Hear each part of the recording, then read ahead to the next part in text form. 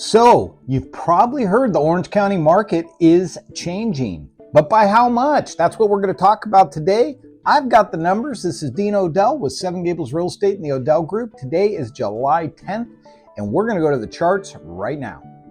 Okay, guys, looking at that active listing chart, that red line looks a little bit different than years past, actually starting to dip a little early in the year. Listing inventory going down. Now, is that listing inventory going down because everybody is buying houses? Well, we're going to see that pretty quick on the next slide, but let's look how this compares today. 4,817 homes. That's down from 4,894 2 weeks ago. And last year, you could see we only had 3,052 homes, but still a couple thousand homes almost below our average. So either way, it has dropped. Let's see if demand was the reason why. Look where we are, that red line's actually dropping, not going up. Today we are at 1,565 homes, which is down about almost 50 homes from 2 weeks ago. And remember, our listing inventory went down. So our listing inventory didn't go down necessarily because people were buying more homes.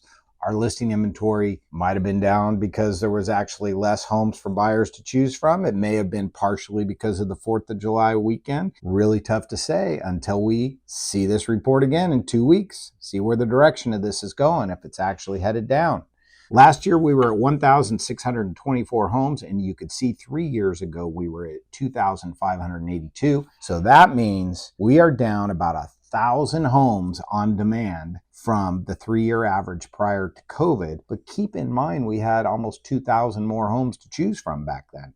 So very interesting to see where things are headed. Looking at the expected marketing time, that is holding pretty steady. It's at 92 days for the whole market, right? 92 days, where does that put us? That just puts us into a balanced market. And if you look above that red line, you can see how that's all detailed out. You can also see on the red line how days on the market, or expected marketing time is what I should say, is holding steady. So moving on, we want to look, how does that break down per price range? Because all price ranges are different. We could still see it's a slight seller's market all the way up to about 1.5 million.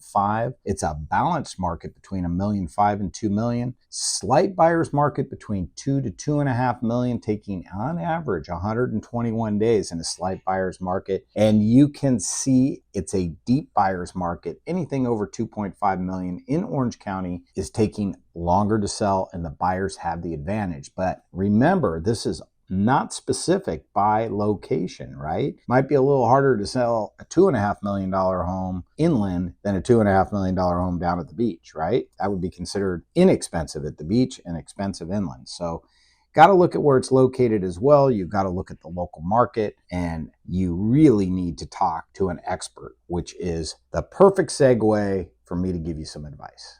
Okay, well, not real exciting 2 weeks. Everything's kind of held fairly steady, not that different to report than the previous 2 weeks. So very curious to see what the next 2 weeks is going to bring.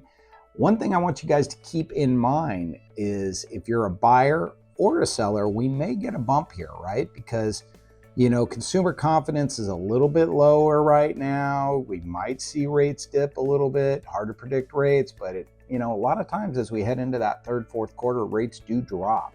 It's almost kind of like the supply and demand of money, right? And if rates drop, we will get a bump in demand for sure, because right now interest rates is what's controlling demand for the most part. So let's see how that's going to play out coming up.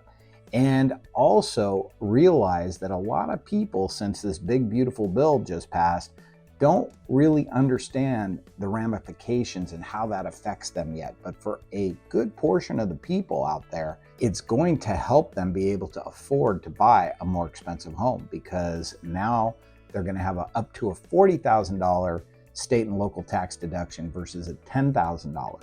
Now, talk to your CPA about that.